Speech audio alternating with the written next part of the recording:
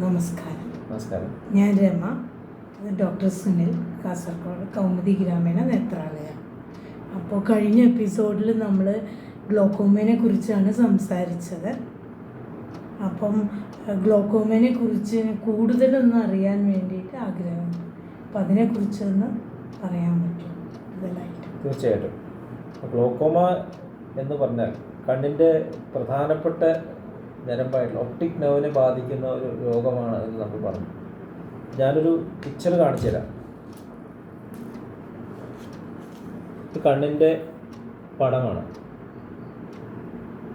അപ്പോൾ ഇതിൽ ഈ ഭാഗം കാണുന്നത് കണ്ണിൻ്റെ കൃഷ്ണമണി കാണുന്നില്ലേ? ഇത് ലെൻസ്. ഈ കൃഷ്ണമണിയുടെയും ലെൻസിൻ്റെ ഇടയിലൊരു സ്പേസ് ഉണ്ട്. അതിന് ആൻറ്റീരിയർ ചേംബർ എന്ന് പറയും. അപ്പോൾ ആൻറ്റീരിയർ ചേംബറിൽ ഒരു ഫ്ലൂയിഡ് അക്വസ് ഹ്യൂമർ എന്ന് പറയും. ഈ അക്വസ് ഹ്യൂമർ കണ്ണിൻ്റെ ഉള്ളിലേക്ക് വരികയും അത് ഈ ഇടയിലുള്ള ഗ്യാപ്പിലൂടെ പുറത്തേക്ക് പ്രവഹിക്കുകയും ചെയ്യുന്നു. അപ്പോൾ അവിടെയാണ് angle of the anterior chamber എന്ന് പറയും. അവിടെയാണ് ഗ്ലോക്കോമയുടെ പ്രശ്നങ്ങൾ, അവിടെയാണ് ബ്ലോക്കുകൾ ഉണ്ടാകുന്നത്. അപ്പോൾ രണ്ട് തരത്തിലുള്ള ഗ്ലോക്കോമ ഉണ്ടെന്ന് പറഞ്ഞു, നാരോ ആംഗിളും ഓപ്പൺ ആംഗിളും. അതിൽ ഓപ്പൺ ആംഗിൾ ഗ്ലോക്കോമയാണ് വളരെ പതുക്കെ, സൈലൻറ്റ് കില്ലർ. നാരോ ആംഗിൾ ഗ്ലോക്കോമയിൽ അങ്ങനെ ഒരു തരമുണ്ട്, ക്രോണിക് ആംഗിൾ ക്ലോഷർ ഗ്ലോക്കോമ, പതുക്കെ കാഴ്ച കുറയുന്ന ടൈപ്പുണ്ട്. പക്ഷേ സാധാരണ എനിക്ക് നാരോ ആംഗിൾ ഗ്ലോക്കോമ പെട്ടെന്നുള്ള വേദനയും കാഴ്ചക്കുറയും ഒക്കെ ഉണ്ടാവുക. പെട്ടെന്ന് പേഷ്യൻ്റ് തലവേദന എടുക്കുന്നു, കണ്ണ് കാണാണ്ടാവുന്നു, പ്രഷർ വളരെയധികം ക്രമാതീതമായി വർദ്ധിക്കുന്നു. അങ്ങനെയാണ് ഒരു സാധാരണ പ്രസൻറ്റ് ചെയ്യാത്തത്. ചില സമയത്ത് കണ്ണിൽ മരുന്നൊഴിച്ചു കഴിഞ്ഞാൽ, കണ്ണ് ടെസ്റ്റ് ചെയ്യാൻ വേണ്ടി മരുന്ന് വെച്ച് കഴിഞ്ഞാൽ പ്രഷർ വർദ്ധിക്കും. ആംഗിൾ ക്ലോഷർ ഗ്ലോക്കോമയിൽ അങ്ങനെ സംഭവിക്കാം. അപ്പോൾ അത് പെട്ടെന്ന് പ്രഷർ കുറയ്ക്കേണ്ടി വരും അങ്ങനെയുള്ള കണ്ണുകൾ. അപ്പോൾ നമ്മൾ കൂടുതൽ അറിയുന്നത് ഈ തരത്തിൽ പതുക്കെ കാഴ്ച പോകുന്ന ടൈപ്പുള്ള ഗ്ലോക്കോമയാണ്. അപ്പോൾ ഈ പ്രഷർ കൂടുമ്പോൾ കണ്ണിൻ്റെ പുറകിലുള്ള ഈ നെർവ്സ്, ഒപ്റ്റിക് നെർവ്, ഈ ഒപ്റ്റിക് നെർവ് ആണ് ഡാമേജ് ആകുന്നത്. ക്രമേണ ഡാമേജ് ആകും. അപ്പോൾ അതിൽ കാഴ്ചയുടെ വ്യാപ്തി കുറയും, വിഷ്വൽ ഫീൽഡ് എന്ന് പറയും. അപ്പോൾ അത് ഘട്ടം ഘട്ടമായിട്ടാണ് കുറയുന്നത്. പെട്ടെന്ന് രോഗിക്ക് മനസ്സിലാവില്ല. നമ്മൾ വിഷ്വൽ ഫീൽഡ് ടെസ്റ്റ് എന്ന് പറയും, അതിൽ കാണുമ്പോഴേ മനസ്സിലാവുള്ളൂ. അപ്പോൾ ഗ്ലോക്കോമയിൽ പ്രധാനപ്പെട്ട നമുക്ക് കറക്റ്റ് ചെയ്യാൻ പറ്റുന്ന ഒരു കാര്യം കണ്ണിൻ്റെ പ്രഷറാണ്, ഓക്കുലർ പ്രഷർ. ആ പ്രഷറിൻ്റെ റേഞ്ച് 10 തൊട്ട് 20 മില്ലിമീറ്റേഴ്സ് മെർക്കുറിയാണ് നമുക്ക് പറഞ്ഞത്. പക്ഷേ അതൊരു മൂല്യം മാത്രം, ഒരു വാല്യൂ മാത്രം. ചില കേസസിൽ 20ൻ്റെ താഴെയുള്ള ഗ്ലോക്കോമ ഉണ്ടാവാം, നോർമൽ ടെൻഷൻ ഗ്ലോക്കോമ. അപ്പോൾ പ്രഷർ ഒരു ഭാഗം മാത്രമാണ്. ഇപ്പോൾ ചില റെയർ കണ്ടീഷൻസിൻ്റെ ഗ്ലോക്കോമ പ്രഷർ ആ കണ്ണിൽ താങ്ങാൻ പറ്റാതെ കാഴ്ച നഷ്ടപ്പെടുന്ന കേസുകളുണ്ട്. ഇതിൽ പ്രധാനപ്പെട്ട കാര്യം കറക്റ്റ് സമയത്ത് കണ്ടെത്തുക. പ്രഷർ നോക്കൽ മാത്രമല്ല, വിഷ്വൽ ഫീൽഡ് ടെസ്റ്റ് ചെയ്യുക, പിന്നെ കണ്ണിൻ്റെ നെർവിൻ്റെ വലിപ്പം, കട്ട് ഡിസ്ക് റേഷ്യോ, അത് മരുന്ന് വെച്ച് നോക്കിയിട്ട് ഡോക്ടർ പരിശോധിക്കും. പിന്നെ ഓപ്റ്റിക്കൽ കോഹിയറൻസ് ടോമോഗ്രാഫി എന്ന് പറയും. പിന്നെ ഗോണിയോസ്കോപ്പി എന്ന് പറയും. കണ്ണിൻ്റെ നേരത്തെ പറഞ്ഞ ആംഗിൾ നാരോ ആണോ ഓപ്പൺ ആണോ എന്ന് കണ്ടുപിടിക്കും, ഗോണിയോസ്കോപ്പി ചെയ്യും. എന്നിട്ടാണ് ട്രീറ്റ്മെൻറ്റ് നിശ്ചയിക്കുന്നത്. പ്രഷറിൻ്റെ അടിസ്ഥാനത്തിൽ മരുന്നുകൾ നിശ്ചയിക്കും. അപ്പോൾ മരുന്നുകൾ പലതരത്തിലുണ്ട്. ചിലപ്പോൾ തുടക്കത്തിൽ പ്രഷർ അധികം ഇല്ലെങ്കിൽ ഒരു മരുന്നേ വേണ്ടി വരും. ചിലപ്പോൾ ആഡ് ചെയ്യേണ്ടി വരും, 2-3 മരുന്നുകൾ വേണ്ടി വരും. അപ്പോൾ സാധാരണഗതിയിൽ ഒരു 3 മരുന്നിൻ്റെ അപ്പുറം ഒരാൾക്ക് ഓർക്കാൻ വളരെ ബുദ്ധിമുട്ടാണ്. അപ്പോൾ 3 മരുന്നുകളിലും കൂടുതൽ വേണ്ടി വരുമ്പോൾ ഡോക്ടർ ചിലപ്പോൾ ഓപ്പറേഷൻ സജസ്റ്റ് ചെയ്തെന്ന് വരാം. അപ്പോൾ ഓപ്പറേഷൻ്റെ ഉദ്ദേശം എന്താണെന്ന് പറഞ്ഞാൽ പ്രഷർ കൺട്രോൾ ചെയ്യണം. ഗ്ലോക്കോമയ്ക്കുള്ള ഓപ്പറേഷൻസ് പലതരത്തിലുണ്ട്. ഇപ്പോൾ MIGS എന്ന മൈക്രോ ഇൻവേസീവ് ഗ്ലോക്കോമ സർജറീസ് വരുന്നുണ്ട്, ട്രബിക്കുലക്ടമി എന്ന സർജറീസ് ഉണ്ട്. പിന്നെ വളരെ അഡ്വാൻസ് കേസസ് ഉണ്ട്, കൺട്രോൾ ചെയ്യാൻ പറ്റാത്ത കേസസ് ഷണ്ട് സർജറീസ് ഉണ്ട്, പല ടൈപ്പ് ഉണ്ട്. കോമൺ ആയിട്ട് ചെയ്യുന്ന ട്രബിക്കുലക്ടമി എന്ന് പറഞ്ഞ സർജറി. നമ്മൾ കണ്ണിൽ നിന്ന് ഈ അക്വസ് ഹ്യൂമർ പോകാൻ വേറൊരു ദ്വാരം ഉണ്ടാകും കണ്ണിൻ്റെ പുറത്തുള്ള ലെയേഴ്സിലേക്ക്. അപ്പോൾ ആ സർജറി കഴിഞ്ഞാൽ ഇവിടെ ചെറിയൊരു കൊമള പോലെ കാണാം മോൾ ഭാഗത്ത്. അപ്പോൾ അതാണ് ട്രബിക്കുലക്ടമി എന്ന് പറയുന്നത്. അപ്പോൾ ട്രബിക്കുലക്ടമി സർജറി കഴിഞ്ഞാൽ, അല്ലെങ്കിൽ ഗ്ലോക്കോമയുടെ മറ്റുള്ള സർജറി കഴിഞ്ഞാൽ ചിലപ്പോൾ മരുന്നില്ലാതെ കൺട്രോളായി വരാം. ചില കേസസിൽ ഒരു മരുന്നോ ആഡ് ചെയ്തിട്ട് വന്നു തരാം. പക്ഷേ സർജറി കഴിഞ്ഞു, ഇനിയൊന്നും ചെയ്യേണ്ട എന്നർത്ഥമില്ല. പിന്നെയും അവർ ഫോളോ അപ്പ് ചെയ്തുകൊണ്ടിരിക്കണം. കാരണം ഇത് എപ്പോഴും വരാം. അതാണ് ഗ്ലോക്കോമയുടെ ഏറ്റവും വലിയ കാര്യം, നമ്മൾ റെഗുലർ ഫോളോ അപ്പ് ചെയ്തുകൊണ്ടിരിക്കണം. പിന്നെ പലതരത്തിലുള്ള ഗ്ലോക്കോമ ഉണ്ട്. ഇത് നമ്മൾ സാധാരണ പ്രൈമറി ഗ്ലോക്കോമ, കാരണം എന്താണെന്നറിയില്ല. ചിലപ്പോൾ ഹെറിഡിറ്ററി വരാം, പരമ്പരാഗതമായിട്ട് അച്ഛനും അമ്മയ്ക്ക് ഉണ്ടെങ്കിൽ പരമ്പരാഗതമായിട്ട് വരാം. പിന്നെ കുട്ടിക്കാലത്ത് വരുന്ന ഗ്ലോക്കോമ ഉണ്ട്. ഡെവലപ്മെൻറ്റൽ ഗ്ലോക്കോമ, ചെറുപ്പത്തിൽ തന്നെ ഗ്ലോക്കോമ വരുന്ന കുട്ടികളുണ്ട്. അത് ആ ആംഗിൾ എന്ന് പറഞ്ഞ സ്ട്രക്ചർ ഡെവലപ്പ് ചെയ്യാത്തതുകൊണ്ട് വരുന്ന ഗ്ലോക്കോമകളാണ്. അവർക്ക് പ്രത്യേക തരം ട്രീറ്റ്മെൻറ്റ് ഉണ്ട്, നേരത്തെ തന്നെ കണ്ടെത്തേണ്ടിയിരിക്കും. ചിലപ്പോൾ അങ്ങനെയുള്ള കുട്ടികളുടെ കണ്ണുകൾ വലുതാവും, ബൾജ് ചെയ്ത് വരാം. പിന്നെ ക്രമാതീതമായിട്ട് സ്റ്റീറോയിഡ് ഐ ഡ്രോപ്സ്, ഇപ്പോൾ കണ്ണിന് അലർജിയൊക്കെ ഉണ്ടാകുമ്പോൾ സ്റ്റീറോയിഡ് ഐ ഡ്രോപ്സ് ഉപയോഗിക്കും ചില അറിയാതെ. നല്ല സുഖമുണ്ട്, സ്റ്റീറോയിഡ് ഐ ഡ്രോപ്സ് വെച്ചാൽ നല്ല പ്രഷർ ചൊറിച്ചിലൊക്കെ കുറയും.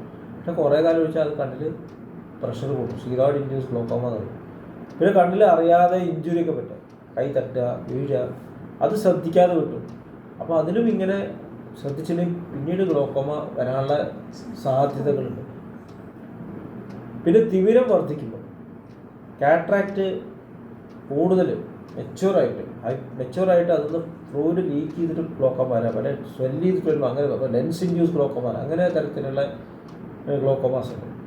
ഇതെല്ലാം അപ്പുറം ചില കേസസിൽ ഇപ്പോൾ ഡയബറ്റിസ്, പ്രഷർ ഇങ്ങനെയുള്ളവർക്ക് രക്തോട്ടം കുറഞ്ഞിട്ട്, ഞരമ്പിലേക്കുള്ള രക്തോട്ടം കുറഞ്ഞിട്ട് കണ്ണിൻ്റെ ഈ ആംഗിളിലേക്ക് രക്തക്കുഴലുകൾ, അബ്നോർമൽ രക്തക്കുഴൽ വളർന്നിട്ടുണ്ടാകുന്ന ഒരു തരത്തിൽ ഗ്ലോക്കോമ, നിയോവാസ്കുലർ ഗ്ലോക്കോമ, അത് വളരെ അപകടകരമായിട്ടുള്ള സിറ്റുവേഷനാണ്. അങ്ങനെയുള്ള ആൾക്കാർക്ക് വളരെ എമർജൻസി ആയിട്ട് ചിലപ്പോൾ കണ്ണിന് ഇഞ്ചെക്ഷൻസ് വേണ്ടി വരും, ലേസർ ചെയ്യേണ്ടി വരും.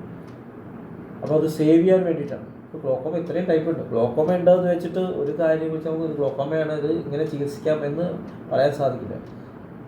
അപ്പോൾ ആദ്യം മനസ്സിലാക്കേണ്ടത് ഗ്ലോക്കോമയിൽ ഡാമേജ് ചെയ്ത ഞരമ്പ് തിരിച്ചു കിട്ടാൻ പറ്റില്ല.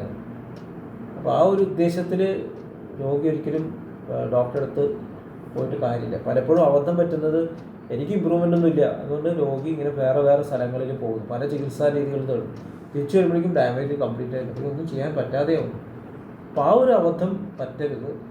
ഡോക്ടർ നിർദ്ദേശിക്കുന്ന പ്രകാരമുള്ള ട്രീറ്റ്മെൻറ്റ് റെഗുലറായിട്ട് ചെയ്താൽ നമുക്ക് ഒരുവിധം നല്ല കാഴ്ച പ്രിസർവ് ചെയ്യാനുള്ള സാധ്യത നല്ലോണമുണ്ട്. അതാണ് അതിൽ നമുക്ക് അറിഞ്ഞിരിക്കേണ്ട കാര്യം. ഗ്ലോക്കോമ കാരണം കാഴ്ച ഇമ്പ്രൂവ് ആവില്ല എന്ന് പറയുന്നല്ലോ.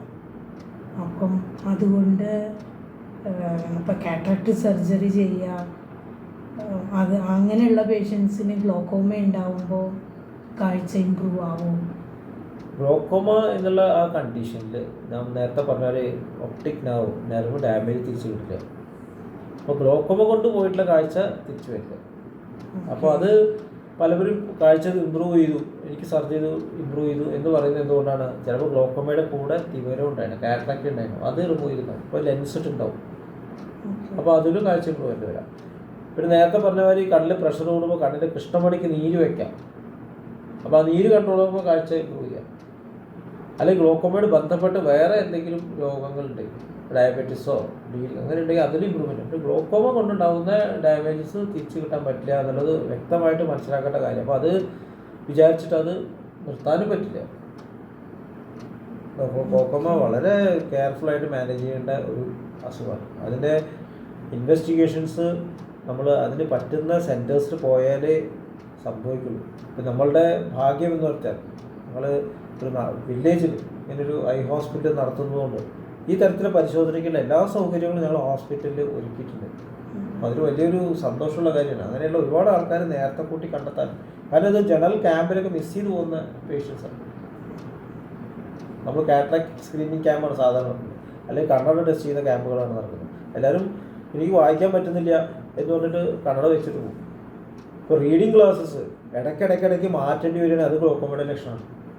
ഒരു ആൾ ക്ലാസ് ഇന്ന് ഈ കൊല്ലം ഒന്ന് വെച്ചു, 2-3 മാസം കഴിയുമ്പോൾ അധികം പവർ മാറുന്നു. അങ്ങനെ പവർ മാറുന്നുണ്ടെങ്കിൽ അത് ഗ്ലോക്കോമയുടെ ലക്ഷണമാണ്. അപ്പോൾ നമ്മൾ വെറുതെ കണ്ണട മാറ്റാൻ വേണ്ടി മാത്രം പോകരുത്, ഒപ്റ്റിക്കൽ ഷോപ്പിൽ മാത്രം പോകരുത്. കണ്ണിൻ്റെ പ്രഷർ ടെസ്റ്റ് ചെയ്യണം എന്നുള്ളത് വളരെ ഇമ്പോർട്ടൻ്റ് ആണ് എന്നുള്ളത് കൂടി പറയാൻ ഞാൻ ആഗ്രഹിക്കുന്നു.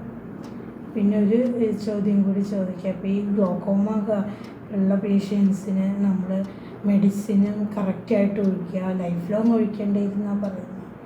അപ്പോൾ അത് കറക്റ്റായിട്ട് ഒഴിക്കുക, ഡോക്ടർ പറയുന്ന നിർദ്ദേശിക്കുന്ന മാതിരി എല്ലാം ചെയ്താൽ നമുക്ക് ഗ്ലോക്കോമ ഒരുവിധം കൺട്രോളിൽ അതേ ലെവലിൽ നിർത്താൻ പറ്റുമെന്നാണല്ലേ പറയുന്നത്. അതെ, തീർച്ചയായിട്ടും അതാണ് നമുക്ക് ഉള്ള ഒരു ഹോപ്പ്, പ്രത്യാശ. കാരണം ഇതിപ്പോഴും പൂർണ്ണമായിട്ടും മനസ്സിലാവാത്തൊരു രോഗമാണ് ഗ്ലോക്കോമ എന്ന് പറഞ്ഞാൽ. പക്ഷേ നമ്മുടെ കയ്യിലുള്ള ഇപ്പോൾ ട്രീറ്റ്മെൻറ്റ് രീതികൾ ഒരുപാട് മെച്ചപ്പെട്ടിട്ടുണ്ട്. പണ്ടത്തെ മാതിരി ഇപ്പോൾ ഒരുപാട് ഐ ഡ്രോപ്സ് വന്നിട്ടുണ്ട്, പലപ്പോഴും സർജറി വേണ്ടി വരാറില്ല. പക്ഷേ സാമ്പത്തികമായിട്ട് ബുദ്ധിമുട്ട്. പിന്നെ നേരത്തെ പറഞ്ഞ മാതിരി ഈ നമ്പർ ഓഫ് ഡ്രോപ്സ് കൂടുതൽ വേണ്ടി വരുമ്പോൾ ഒരുപക്ഷെ ചിലപ്പോൾ സർജറി ആയിരിക്കും നല്ലത്. ഒരുപാട് ഡിലേ ആകാതെ സർജറി പറയുന്നുണ്ടെങ്കിൽ അത് വേഗം ചെയ്യുക തന്നെ ആണ് നല്ലതെന്നാണ് പറയാനുള്ളത്. അപ്പോൾ ഗ്ലോക്കോമയെ കുറിച്ച് ഇത്രയെല്ലാം നമുക്ക് പറഞ്ഞു തന്നു. അപ്പം ഇനി അടുത്തൊരു വീഡിയോ ആയിട്ട് വേഗം വരാം. നമസ്കാരം. നമസ്കാരം.